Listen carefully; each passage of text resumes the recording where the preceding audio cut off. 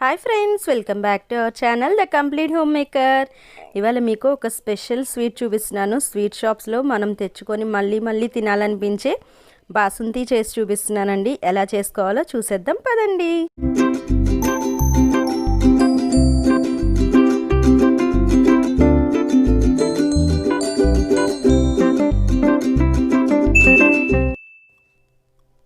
ఒక మందం ఎక్కువగా ఉన్న ప్యాన్ తీసుకోవాలి.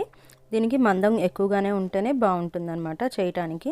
అలానే ఫుల్ క్రీమ్ మిల్క్ తీసుకోవాలి. 1/2 లీటర్ తీసుకుంటున్నాను నేనైతే. ఇది మందం ఎక్కువగా ఉండాలి అని ఎందుకన్నానంటే, ఇది పాలు మరిగిస్తూ ఉంటాం కదా, అది అడుగంటకుండా ఉంటుందండి. అందుకని మందంగా ఉన్న గిన్నెలు మాత్రమే తీసుకోండి. పాలు పోసేసిన తర్వాత అది కొంచెం మిగడ కట్టే వరకు వెయిట్ చేద్దాము. చూసారు కదా, మీగడ కట్టేసింది కదా. ఇప్పటి నుంచి మన ప్రాసెస్ స్టార్ట్ అవుతుందండి. ఆ మీగడ తునక్కండా సైడ్కి జరిపేసేయాలి. చూస్తున్నారు కదా నేను ఎట్లా జరుపుతున్నానో. అంచుకి అంటించేసేయాలన్నమాట ఆ మీగడనంతా.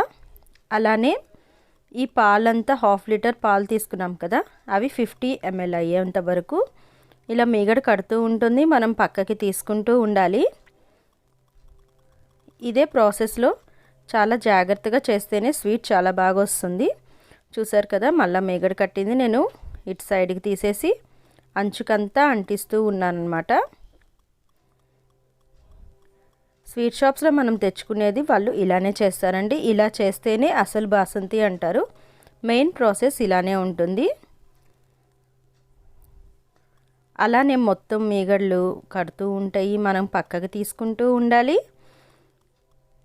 చూసారు కదా, 50% అయిపోయినాయి అన్నమాట పాలు. ఈ మీగడ కడుతూ ఉంటే నేను ఎడ్జెస్కి రాస్తూ ఉన్నాను కదా, చూసారు కదా ఎడ్జెస్కి వచ్చేస్తూ ఉన్నాయి.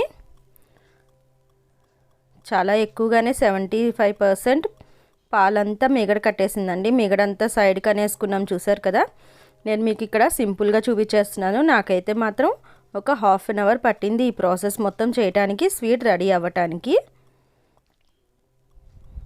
ఈ ప్రాసెస్లోనే ఉందండి మన స్వీట్ అసలు టేస్ట్ అంతా. ఇలానే చేసుకుంటూ ఉండాలి. ఇంకొక 5 మినిట్స్ దాకా చేసుకుంటూనే ఉండాలి అట్లా మీగడ కడుతూ ఉంటే.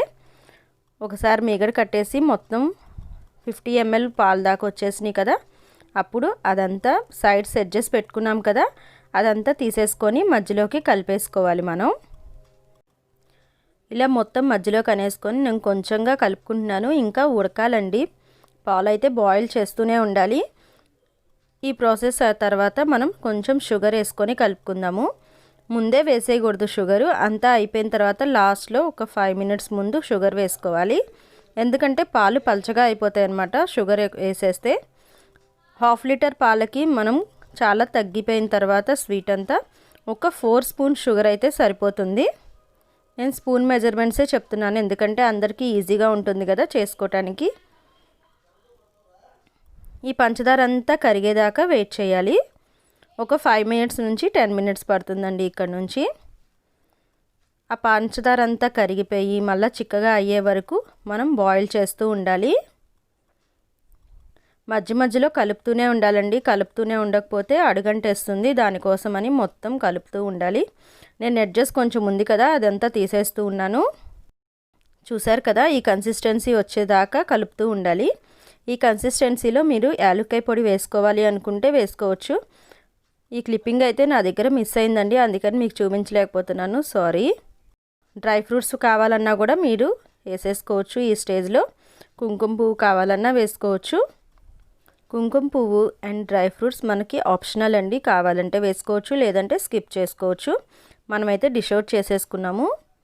చూసారు కదా, ఎంతో చక్కగా రెడీ అయిపోయింది. మన స్వీట్ షాప్కి వెళ్ళి కొనుక్కొచ్చుకునే అవసరం లేకుండా ఎంతో ఈజీగా మళ్ళీ తినాలనిపించే బాసుంది స్వీట్ ఇంట్లోనే ఎలా తయారు చేసుకున్నామో చూసాం కదా. మీరు కూడా తప్పకుండా ట్రై చేసి నాకు కామెంట్ సెక్షన్లో షేర్ చేసుకోండి మీకు ఎలా వచ్చిందో. ఈ వీడియో కనుక నచ్చినట్లయితే లైక్ చేయండి, షేర్ చేయండి, కామెంట్ పెట్టండి అండ్ సబ్స్క్రైబ్ చేసుకోవటం మాత్రం మర్చిపోకండి. Thanks for watching. బాయ్.